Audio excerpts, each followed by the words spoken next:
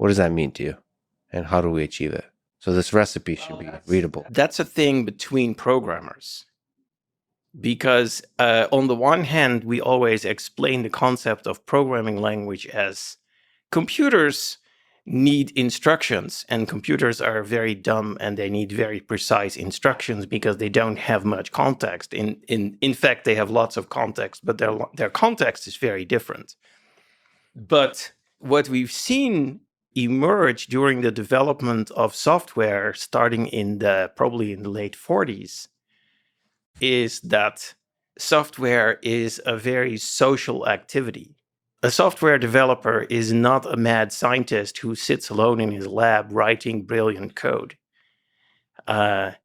Software is developed by teams of people. Even the mad scientist sitting alone in his lab can type fast enough to produce enough code so that by the time he's done with his coding, he still remembers what the first few lines he wrote mean. Mm-hmm. So even the mad scientist coding alone in his lab would be sort of wise to adopt conventions on how to format the instructions that he gives to the computer. So that the thing is, there is a difference between a cookbook recipe and a computer program.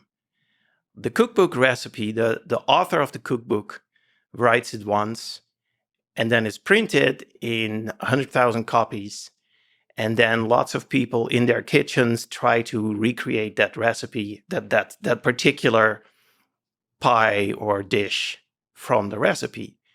And so there, the goal of the cookbook author is to make it clear to the human reader of the recipe, the human amateur chef in most cases.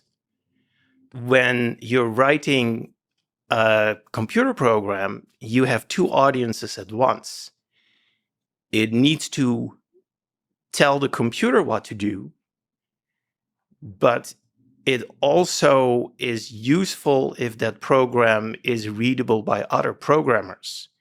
Because computer software, unlike the typical recipe for a cherry pie, is so complex